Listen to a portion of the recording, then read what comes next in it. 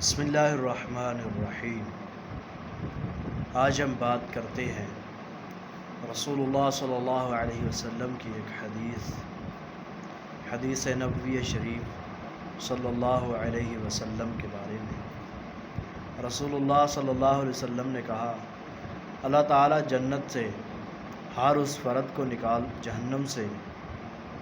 ہر اس فرد کو نکال دے گا اور جنت کے اندر داخل کر دے گا جس کے دل کے اندر رائی کے دانے کے برابر بھی ایمان ہو، اور اس ایمان کے اندر شرک کی آمیزش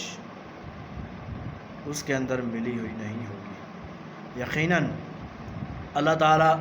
جس وقت ساری مخلوق کو جہنم سے نکال دے گا، جنت میں داخل کر دے گا، حتیٰ کہ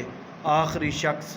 جو جہنم کا عذاب بھگت کے جنت کے اندر داخل ہوگا، جس وقت جہنم سے نکالا جائے گا،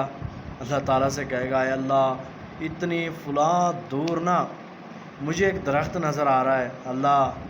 تو نے مجھے جہنم سے تو نکال دیا ہے، اے اللہ اس جنت کے درخت کے اندر ہی، درخت کے سائے کے نیچے ہی لے جا، جہنم سے تو نکال دیا ہے، درخت کے سائے کے نیچے لے جا۔ اللہ تعالیٰ کو کہے گا، بے حساب مرتبہ کہے گا، اللہ تعالیٰ اسے جنت کے اس درخت کے سائے کے نیچے لے جائیں گے، سائے کے نیچے چلا جائے گا، اسے ایک کشادہ کمرہ نظر آئے گا، کہے گا اے اللہ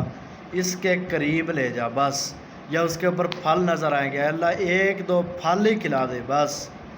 یعنی کہتا چلا جائے گا، کہتا چلا جائے گا، کہتا چلا گا۔ یہ ابن آدم کی حرص ہے جو دنیا کے اندر بھی مال اور دولت کی شکل کے اندر موجود ہے، حتیٰ کہ کہتا چلا جائے گا، کہتا چلا جائے گا، اللہ اور تھوڑا سا اور آگے کر دے بس، تھوڑا سا، اللہ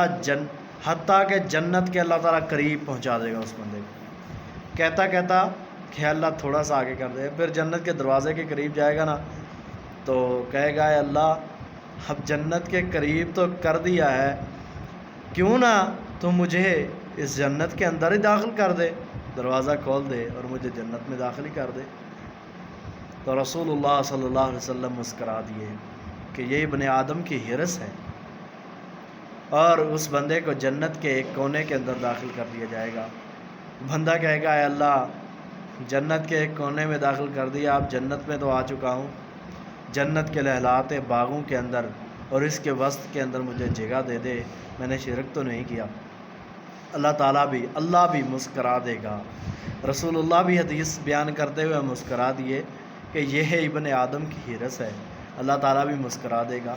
کہ جا بندے عیش کر، میں نے تجھے معاف کر دیا اور تجھے جنت کے اعلیٰ اور بالا خانوں کے اندر داخل کر دیا۔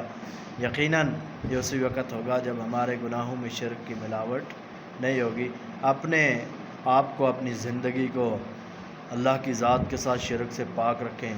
تو یقیناً گناہ جتنے بھی ہوں گے سزا بھگت کے بندہ جنت میں چلا جائے گا۔ شرک، ان الشرک لظلم عظیم، شرک بہت بڑا گناہ ہے، اس سے بچنا بہت ضروری ہے۔ اللہ میرا اور آپ کا حامی و ناصر ہو۔ السلام علیکم۔